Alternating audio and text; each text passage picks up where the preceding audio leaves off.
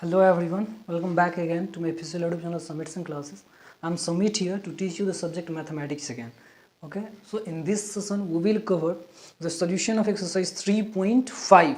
In that we have solved question number 1 again. Now we will solve question number 2, 3, 4 respectively. Okay, so let us start with question number 2. What question number 2 is saying? For which value of a and b the following pair of linear equation have an infinite number of solution and the two equations are given here. मतलब क्या कर रहा है कि a और b का क्या value होना चाहिए कि इनफाइनाइट नंबर ऑफ सॉल्यूशन जो है इन दोनों इक्वेशन के हो जाए. तो आपको इनफाइनाइट नंबर ऑफ सॉल्यूशन के लिए जो कंडीशन होता है पहले वो पता होना चाहिए. इनफाइनाइट नंबर ऑफ सॉल्यूशन के लिए जो हमारा कंडीशन है वो क्या है?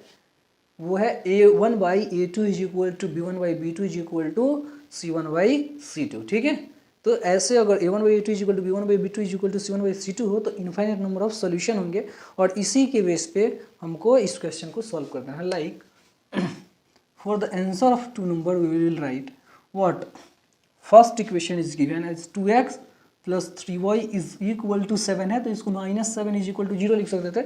7 को उठा के इधर साइड लेके आए. Getting it? And also we can write कि a minus b x plus a plus b y और इसको फिर इधर साइड ये वाला जो पार्ट है इसको इधर साइड उठा के लेके आएंगे. Then it will be equal to minus into it will be 3a plus b minus 2 is equal to 0. अब जो है हम इसके हेल्प से a1/a2 b1/b2 c1/c2 find out करेंगे. ठीक है, तो हम लोग क्या कह सकते हैं यहाँ कि for infinite number of solution, infinite number of solution क्या होता है इनफाइनाइट नंबर ऑफ सॉल्यूशन के लिए? a1/a2 is equal to b1/b2 is equal to c1/c2. यही होता है इनफाइनाइट नंबर ऑफ सॉल्यूशन के लिए. क्योंकि इनफाइनाइट नंबर ऑफ सॉल्यूशन कब होता है? जबकि लाइंस क्या हो जाए? कोइंसिडेंट हो जाए. ठीक है, और कोइंसिडेंट लाइन का यही हमारा केस होता है. ठीक है, रेशियो ये होना चाहिए a1/a2 के बीच का रिलेशन ये होना चाहिए. देन वी कैन राइट और what a1 understands for 2 only and a2 understands for a minus b is equal to b1 understands for 3 only and by b2 understands for a plus b will be equal to of c1/c2. c1 understands for 7 only and c2 understands for 3a plus b minus 2 we can write here. No, or we can write just we have to do what is comparison. अब हम क्या करेंगे? Comparison करेंगे जो कि पहले ही हम सीख चुके हैं. एक और मतलब इसको इससे के साथ और इसको इसके साथ रख देंगे यानी कि 2/a minus b will be equal to 3/a plus b हो जाता है. ठीक है, और नहीं ये 7y हो जाता है ना, 7/3a plus b minus 2 and then it will be what 3a plus b जो होता है वो इक्वल हो जाता है एक बार इसके. ठीक है, यानी कि 7/3a प्लस बी माइनस 2 के equal. Okay, getting it? Now और वी कैन राइट कि देखो क्रॉस मल्टीप्लाई करेंगे तो इधर से क्रॉस मल्टीप्लाई करेंगे 7 में तो 7 में a और b दोनों से मल्टीप्लाई हो क्या हुआ? 7a minus 7b it will B. और इसमें इससे मल्टीप्लाई करेंगे यानी कि 3a में 2 से मल्टीप्लाई किया 6a 3a फिर 2b में 2 में b से मल्टीप्लाई किया ये हो गया 2b और माइनस 2 में 2 से मल्टीप्लाई किया तो 4 हो गया. Okay, getting it? Like this will also be multiplied. इसमें 3 से मल्टीप्लाई करना है सब में तो 3 3 जा 9a प्लस 3 1 जा 3b माइनस 3 2 या 6 इज इक्वल टू 7 में मल्टीप्लाई करेंगे then it will be 7a plus 7b हो जाता. Okay, getting it? और वी कैन राइट कि इधर भाई को अब एक साथ करते हैं, कांस्टेंट वाले को सिर्फ उठा के उधर से लेंगे यानी कि 4 को इधर लेके चले आए, इस बाकी को लेके आएंगे इधर 6a plus 2b and minus से हो जाता 7a प्लस में हो जाता 7b. ठीक है, क्योंकि 7a प्लस में है तो इधर से माइनस में आता है और ये इधर माइनस में आता है इधर से प्लस में आता है इज इक्वल टू 4. और ये इस वाले को भी वैसे ही भाई को एक साथ करेंगे, कांस्टेंट वाले को इधर लेके जाते हैं तो 9a प्लस 3b और ये इधर आता तो -7b, ये वाला इधर आता तो -7b, दोनों माइनस नहीं आएगा इज इक्वल टू 6 उधर साइड गया.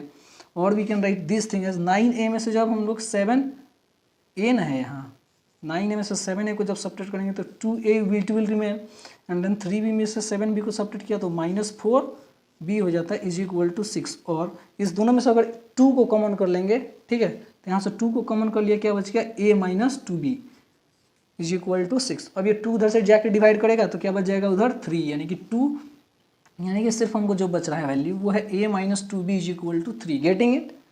इतना सही है. इस वाले को भी इक्वेशन बना लेते हैं तो और we can write it as 6 में से 7 को सब्ट्रैक्ट किया तो माइनस ए बच गया, और 2b और 7b दोनों को ऐड कर दिया तो 2b और 7b कितना होगा 9b। Like 2 boys and 7 boys will be equal to 9 boys, वैसे ही 2b and 7b is equal to 9b is equal to what 4। This will B equation 1, हम इसको इक्वेशन सेकंड मान लेते हैं। ठीक है, अब देखो जैसे यहाँ पे माइनस है यहाँ पे प्लस है, तो दोनों को अगर ऐड कर देंगे जैसा मैंने सिखाया हुआ है, दोनों को ऐड कर देंगे तो हमें b की वैल्यू मिल जाएगी, क्योंकि a से a तो कट जाएगा। तो क्या लिखोगे आप, एडिंग इक्वेशन 1 एंड 2, इक्वेशन 1 और 2 को ऐड कर लेते हैं। तो क्या लिखेंगे अभी, माइनस ए प्लस 9b और फिर प्लस में हो जाता है a minus 2b is equal to, आपको पता है ना इधर वाले साइड को एक साथ जोड़ते हैं, उधर वाले साइड को एक साथ, ठीक है, या फिर सब्ट्रैक्ट भी करेंगे तो सेम, इज इक्वल टू क्या हो जाता है 4 plus 3।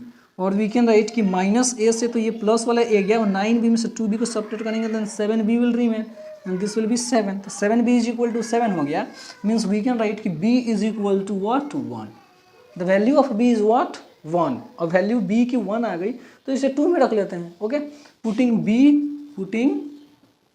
b in equation second, equation second वाले में अगर b के वैल्यू को रख देंगे तो क्या हो जाएगा, a माइनस 2 मल्टीप्लाइड b के जगह पे 1 हो गया है ना, 2b है तो b के जगह पे 1 इज इक्वल टू 3, और we can write it as a is equal to 3, और ये इधर साइड गया तो प्लस 2 और a is equal to how much 5। Okay, hence जो वैल्यूज होने चाहिए a और b के वो कौन कौन से हैं, hence a is equal to what 5 and b is equal to what, that will be equal to of what was the value of b 1। Okay, so this is our answer and this is how we can solve it.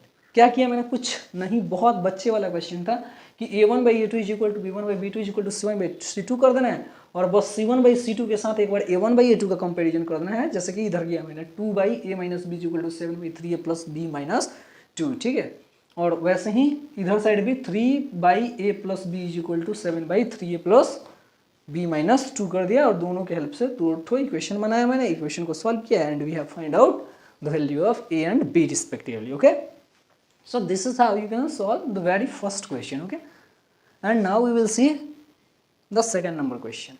So let us see that.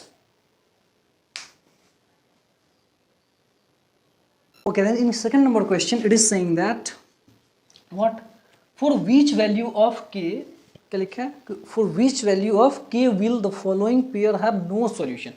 इसमें क्या होना चाहिए, no solution होना चाहिए। ठीक है, और जो दो इक्वेशंस हैं आपको ये हैं, तो आप पहले इक्वेशंस लिख लो। वी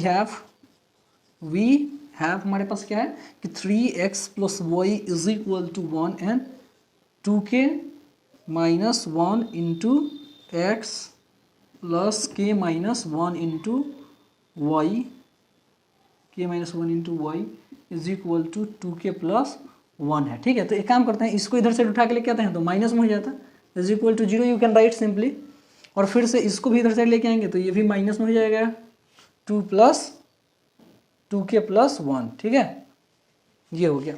अब देखो कि जैसे ये दो इक्वेशंस आपके पास है तो क्या लिखते हैं आप, for no solution, for no solution. आपको पता है ना नो सॉल्यूशन कब होती है, जबकि लाइंस पैरेलल हो। ओके, अगर लाइंस पैरेलल होती हैं तो क्या होता है नो सॉल्यूशन। और पैरेलल लाइंस का क्या कंडीशन है, पैरेलल लाइन का कंडीशन हमारे पास होता है कि a1/a2 is just equal to b1/b2 but not equal to c1/c2। यही तो होता है ना नो सॉल्यूशन के लिए। Then we can write here, और 2k माइनस 1, अच्छा a1 की वैल्यू देखो आप, a1 की वैल्यू क्या है 3, so it will be 3 and a2 is 2k minus 1, यहाँ पे 2k माइनस 1 लिख देते हैं, is equal to b1 is how much 1 only and b2 is how much k minus 1। ठीक है, ये जो है कंडीशन आपको मिल गया। Is not equal to c1/c2 होता, लेकिन उससे हमको कोई मतलब ही नहीं रह जाता है। ठीक है, क्योंकि उसका कंपैरिजन हम लोग कहीं और करेंगे नहीं, आपको बस इतना मिल रहा है, इसी की हेल्प से आप इसको सॉल्व कर सकते हो। और वी कैन राइट कि 3 में इधर मल्टीप्लाई करेंगे तो 3k हो जाएगा, माइनस 3 में 1 से मल्टीप्लाई होगा तो 3 ही हो जाएगा, इज इक्वल टू 1 में तो मल्टीप्लाई होगा तो पूरा का पूरा वैसे ही हो जाएगा। और वी कैन राइट कि 3k और ये इधर आया तो minus 2k is equal to minus 1, ये इधर साइड जाएगा तो प्लस 3। ठीक है, सिर्फ भाई भाई को मैंने एक साथ कर दिया। ओके, और वी कैन राइट कि 3k and 2k will be equal to of only k is equal to minus 1 plus 3 is equal to 2, means the value of k is being what 2। समझ में आया? This is very simple question, okay? Some questions are provided in the description box on the basis of these both questions, okay? And you have to solve them, okay, for your practice. Now we will come on the point, and that is the solution of question number 3. So let us see question number 3 now. This is question number 3. बहुत ही easy way में मैं इसे solve करने जा रहा हूँ. Try to understand it, okay? So we can write here, क्या कर रहा है, 8x plus 5y is equal to 9 and 3x plus 2y is equal to 4. दोनों को हमको किस मेथड में, सब्स्टिट्यूशन मेथड और क्रॉस मल्टीप्लिकेशन मेथड को अप्लाई करके रिस्पेक्टिवली जो है सॉल्व करना है. तो सब्स्टिट्यूशन मेथड के लिए हम लोग कर सकते थे कि फ्रॉम इक्वेशन 2, इक्वेशन सेकंड से आप देख लो, पहले सेकंड से वैल्यू को निकाल के फर्स्ट वाले में रख देना है.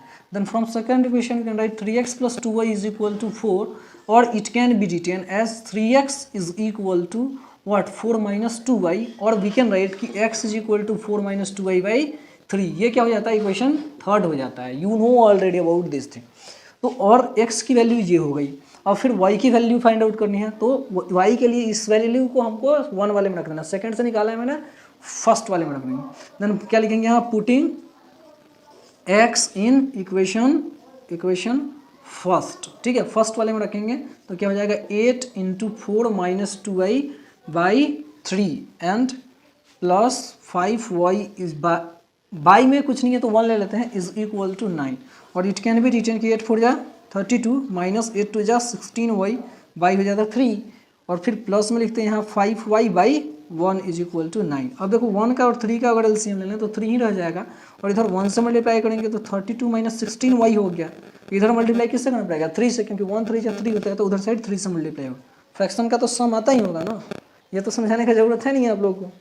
तो प्लस हो जाएगा 5 3 जा 15y इज इक्वल टू 9. देखो आप अच्छे से सॉल्व कर सकते हो. 32 में 32 को तो 32 ही रहने देते हैं, माइनस 16 और प्लस 15 तो माइनस y ही बच जाता सिर्फ, इज इक्वल टू, और ये 9 इधर जाकर मल्टीप्लाई होता है 9 के साथ 3, तो हो जाता 27. और वी कैन राइट कि minus y is equal to 27 and minus 32. That means we can write कि minus y is equal to minus 5, क्योंकि जब 27 से 32 सब्ट्रैक्ट करेगा आप, माइनस 5 विल रिमेन. फिर माइनस से माइनस गया तो y is equal to what, 5. यानी कि y की वैल्यू जो है 5 हो गई. अब क्या लिखोगे आपकी, putting y in equation third, मतलब कि इक्वेशन थर्ड वाले में आपको y की वैल्यू प्लेस कर देनी है, ओके. तो थर्ड वाले में रख दोगे y की वैल्यू, तो x इज इक्वल टू हो जाएगा 4 माइनस 2 मल्टीप्लाइड 5 बाई 3, यही ना, क्योंकि y के जगह पे सिर्फ 5 को प्लेस किया मैंने. एंड वी कैन राइट कि x is equal to 4 minus 2 5 जा 10 बाई 3, और x is equal to how much, 4 में से 10 गया तो माइनस 6 बच गया by 3. It can be written, and whenever minus 6 is going to be divided with 3 it will be written what, x is equal to minus 2. अब x की is equal to minus 2 मिल गया हमको, और y is equal to 5. Cross multiplication method को समझना जरूरी है कि कैसे अप्लाई होता है. फॉर्मूला याद होने वाला चीज़ तो ना के बराबर है. ब्रिलियंट बच्चे हैं, रट्टू बच्चे जो कि याद कर सकते हैं, ठीक है. तो आप जो है इसको देख लो कैसे शॉर्टकट वे में एक बच्चे की तरह मैं आपको समझाता हूँ कि कैसे क्रॉस मल्टीप्लिकेशन मेथड को आप अप्लाई कर रहे हो यहाँ, ठीक है. तो क्या लिखोगे आप, by applying cross multiplication, by cross multiplication method.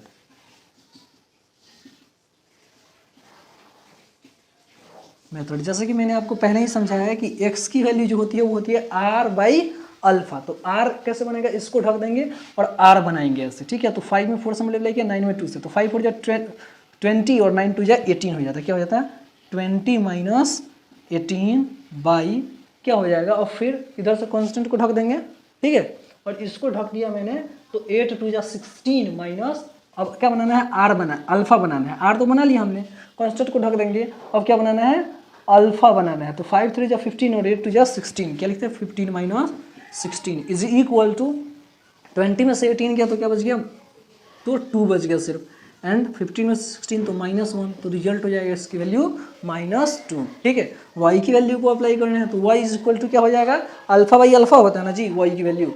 तो इसको ढक देते हैं और अल्फा अप्लाई करते हैं. तो अल्फा अप्लाई करेंगे तो यहाँ से ऐसे जाके ऐसे, यानी 9 3 जा 27, 8 4 जा 32. क्या लिखते हैं आप, 27 माइनस 32 बाई जो अल्फा की फिर से वैल्यू लिखनी है, तो इसको कांस्टेंट को ढक देंगे और फिर से अल्फा लिख देंगे. तो 5 3 जा 15 माइनस 8 2 जा 16, यानी कि हो जाता फिर से 15 माइनस 16 इज इक्वल टू 27 में से 32 गया तो -5 बाई 15 में से 16 गया तो -1, माइनस से माइनस कट गया तो y की वैल्यू क्या आ गई सर 5 ही आ जाएगी। ओके, तो एक बच्चे वाला दिमाग लगा के ये समझना सीखो कि कैसे मैंने r बनाया और कैसे अल्फा बनाया, ताकि क्रॉस मल्टीप्लिकेशन मेथड सबसे ईजिएस्ट मेथड आपके लिए बन जाए। Okay, at last I just would like to tell you that soon we are going to upload the videos related to diffraction of light.